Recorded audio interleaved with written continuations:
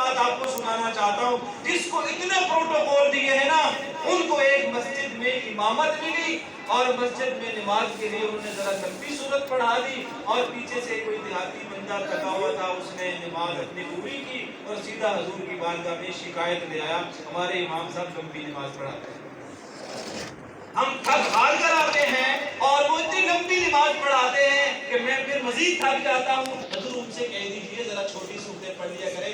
نبی علیہ السلام نے معاذ بن جبل کو سامنے بٹھا لیا، جس کو فرمایا کرتے تھے مجھے تجھ سے محبت ہے، پہلی بار غصے کی نگاہ سے دیکھا تھا، معاذ افتان 3 مرتبہ کہہ دیا، تم لوگوں کو پریشانی میں ڈالتے ہو، آزمائش میں، امتحان میں ڈالتے ہو، مجھے چھوٹی صورتیں نہیں آتی، میں محمد صلی اللہ علیہ وسلم تمہیں کہہ رہا ہوں کہ میری امت کو مشقت مت ڈالنا، چھوٹی صورتیں پڑھ لیا کرو، لوگوں کے لیے آسانیاں پیدا کرو۔ حضور اتنی محبت کرنے کے باوجود بھی ان کو ایک ٹائم کے اندر اس طریقے سے بات کی۔ محبت کی کوئی وجہ ہے جس لیے ہم کہتے ہیں، اور اس کے تقاضے بھی یہ ہیں، اگر وہ سارے حبیب کبریا اگر سارا کا سارا بوجھ اپنی ذات پہ لیتے ہیں اور ہم پہ بوجھ نہیں پڑنے دیتے، تو یوں تو تقاضا بنتا ہے نا کہ ہم ان سے دل سے محبت کریں۔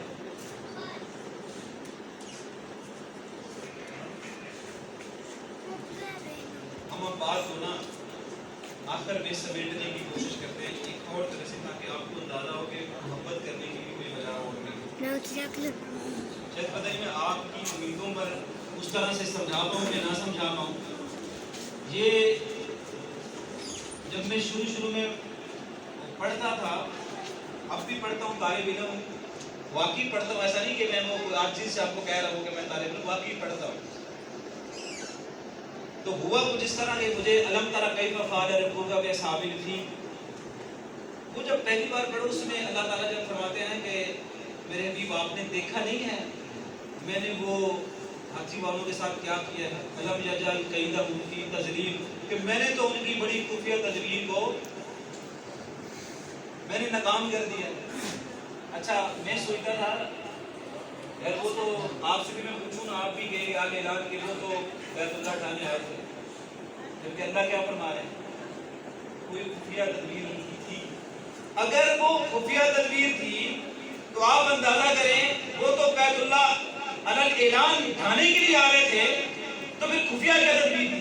ہو سکتا ہے آپ میری رائے سے اتفاق نہ کریں، ہو سکتا ہے آپ کو میں صحیح طرح قائل نہ کر سکوں، لیکن ضروری ہے کہ میں آپ سے بات کو کم از کم کر دوں۔ ہو سکتا ہے کہ آپ مجھ سے بھی زیادہ بات کو بہتر انداز میں سمجھ لیں اور بیان کر لیں۔ مجھے اس دن نبی علیہ السلام کی محبت کے اندر جب مجھے یہ بات سمجھ میں آئی نا، تب مجھے آپ کی محبت جو ہے پہلے بھی تھی، اور میں آپ کو آج یقین سے کہہ رہا ہوں میری اور محبت بڑھ گئی، میں چاہتا ہوں آپ کی بھی بڑھ جائے۔ میں سوچتا تھا یا اللہ خفیہ تدبیر کیا ہو سکتی ہے، کیا خفیہ تدبیر ہو سکتی ہے زیادہ سے زیادہ۔ تو پوچھتا تھا کہ پورے قرآن کریم میں سوال تو بنتا ہے نا، اللہ تعالیٰ کبھی کسی بندے کو، کسی قوم کو عذاب نہیں دیتا جب تک وہ گناہ نہ کرے۔ پورا قرآن پڑھ لیں ایسے ہی ہے۔ واحد یہ ابرا تھا جس نے گناہ نہیں کیا لیکن اس کو سزا بھی دی۔ 60,000 کا لشکر لے کے آیا تھا چھوٹی سی بستی پر، اور 80 ہاتھی لے کے آ گیا، اور صحرا میں اونٹ زیادہ آسانی سے چلتا ہے، اس نے بڑی مشکل میں پانی کا جانور صحرا میں ڈال دیا۔ اچھا پھر لوگ کہتے ہیں نہیں بیت اللہ کی عظمت اتنی ہے کہ اس کو گرانے کا ارادہ کرنے والے کو رب نہیں چھوڑتا۔ میں کہتا ہوں اس کے بعد بیت اللہ جنگی بنیادوں پر کئی بار گرایا گیا، کوئی ابابیل نہیں آئے۔ حجر اسود تو 10 سال بحرین میں پڑا رہا، کوئی ابابیل نہیں آئے۔ یہی کیا ٹائم تھا کہ ابابیل بھی آ گئے اور ابھی وہ گناہ سرزد بھی نہیں ہوا اور اس کو سزا بھی مل گئی۔ اور آپ کو یہ بتاؤں، یا طالب علم بھی بیٹھے ہوئے ہیں، آپ کو یہ بالکل بتانا میں ضروری سمجھتا ہوں اور بڑی ایمانداری کے ساتھ آپ اندازہ کریں کہ امریکہ کی یونیورسٹیوں میں برابر اس بات کا سوال اٹھایا جاتا ہے کہ ابرا نے گناہ نہیں کیا تھا، اس کو سزا کیوں ملی ہے، جبکہ قرآن کریم کا یہ اسلوب نہیں ہے کہ کوئی گناہ نہ کرے اور اس کو سزا مل جائے۔ اب میں ذرا تیزی میں بیان کروں، آخری کلام، آخری وہ مکالمہ ہوا آدم علیہ السلام کا اللہ کے ساتھ.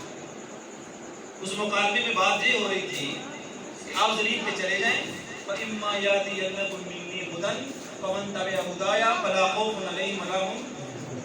آپ زمین پہ چلے جائیں ہماری طرف سے رہنمائی ملتی رہے گی. جو بھی ہماری رہنمائی پہ عمل کرے گا اسے کبھی غم نہیں ہوگا, اسے کبھی خوف نہیں ہوگا. آسان سا میتھڈ ہے دنیا میں جینے کے لیے. اتنی مشکلوں میں آپ کہاں پڑ گئے, پتہ نہیں کتنے فلسفے آپ لوگ اکٹھے کرتے رہتے. ایک آسان سا فلسفہ تو آپ کے رب نے پہلے دن ہی دے دیا تھا, ہم رہنمائی کریں گے, آپ عمل کر لیں, آپ کے خوف بھی آپ کے غم بھی ختم ہو جائے گا.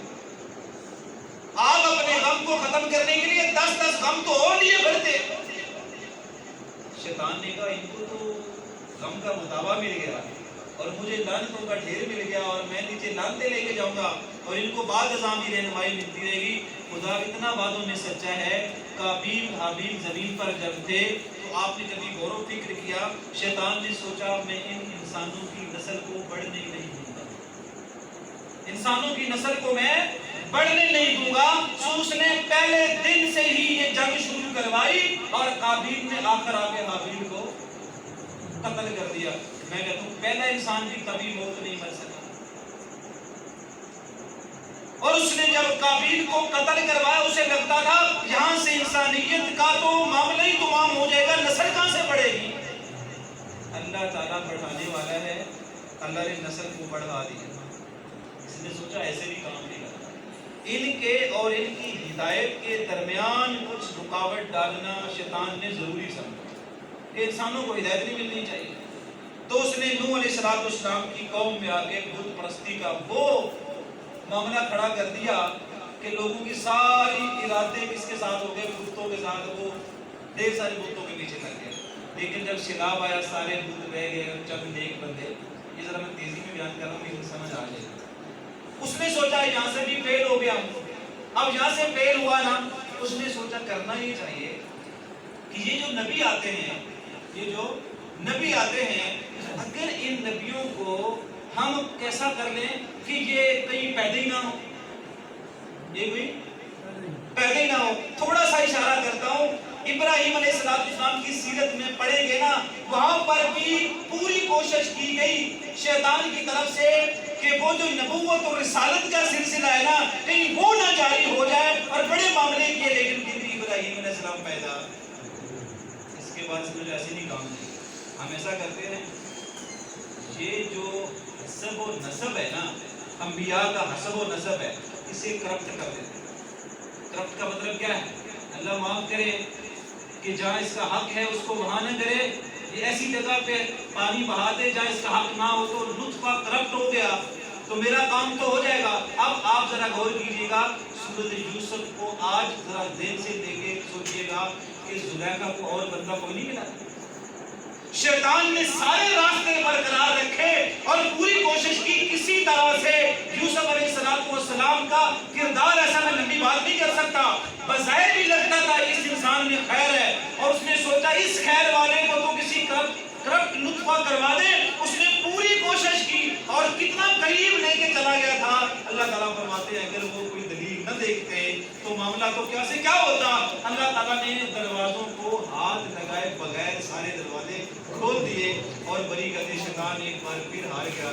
یہ کام دور سے اس نے کہا یہ مشکل ہے, بہتر یہ ہے جو نبی ہے اسے قتل کرو. صرف 200 نبی اس نے قتل کروائے بنی اسرائیل. پھر اس نے سوچا کوشش کرتے ہیں کہ پیدا ہی نہ ہو موسیٰ علیہ السلام کی باری. اس نے پوری کوشش کی اور فرعون نے 100 سے زیادہ بچے قتل کر دیے کہ کوئی موسیٰ پیدا نہ ہو. اللہ نے موسیٰ اس کے گھر میں بڑا کر دیا. شیطان پھر آ گیا. شیطان کو پھر مسئلہ یہ ہوا کہ عیسیٰ بن مریم بھی پیدا ہو گئے, لیکن اس کو بڑا ایک بار دھچکا لگا شیطان کو. یہ سمجھانے کا میرا انداز ہے, اس نے دھچکا ایسی لگا وہ کرتا تھا کہ نطفہ کرپٹ ہو جائے. اللہ تعالیٰ نے بغیر والد کے عیسیٰ بن مریم کو پیدا کر دیا. شیطان کو لگا جس نطفے کو میں کرپٹ کرنا چاہتا تھا اللہ تعالیٰ اس نطفے کے بغیر بھی نبی کو پیدا کر سکتا ہے. اور میں اسی لیے کہتا ہوں, صحیح بخاری میں حدیث آتی ہے, نبی علیہ السلام فرماتے ہیں دنیا میں صرف 2 ہستیاں ایسی ہیں جو پیدا ہوئی ہیں تو شیطان ان کو چھو نہیں سکا. ایک عیسیٰ بن مریم ہے، ان کی ماں مریم. یہ صحیح بخاری میں آپ نے کہا ان کی پیدائش میں شیطان ان کو مس بھی نہیں کر سکا، چھو بھی نہیں سکا. پورے قرآن میں انبیاء کے ساتھ قوم کا کلمہ لگتا رہتا ہے، یا قومی نہ قومی. عیسیٰ بن مریم کا جہاں بھی نام آتا ہے اللہ قوم کا کلمہ ہٹا دیتا ہے، کیونکہ قوم باپ کی طرف سے ہوتی ہے. باپ ہوتا تو قوم کا لفظ رہتا. اللہ نے قوم کا لفظ عیسیٰ بن مریم کے ساتھ نہیں لگی. عیسیٰ بن مریم کو بنا والد کے جب پیدا کیا تو شیطان ایک بار پوری طرح ٹوٹ گیا اور ہار گیا کہ یہ معاملہ مجھ سے اور زیادہ آگے چلا، میں ہدایت کو روک نہیں سکتا. اس کے بعد 6 صدیاں بیت گئی. کتنی؟ یعنی 600 سال. ایسے آسان ہے؟ 600 سال بیت گئے، کوئی نبی نہیں آیا، کوئی رسول نہیں آیا. دنیا میں گمراہی پھیلی، اس کو آپ کہتے ہیں زمانے جاہلیت. اندھیروں کا دور آ گیا تھا. ایک دن شیطان بڑے کے پاس، چھوٹے شیطان آئے، کہتے ہیں بڑا مسئلہ خراب ہے، آسمان کی طرف جاتے اوپر سے ہمیں انگارے پڑتے ہیں. یہ ایک طرح سے انہوں نے بتایا کہ اوپر ہائی الرٹ ہو گیا ہے. اوپر کیا ہو گیا ہے؟ پہلے ایسے نہیں تھا. تو قرآن میں سورۃ جن پڑھ کے دیکھے گا وہاں ایک اشارہ ہے. تو اس بڑے شیطان نے چھوٹے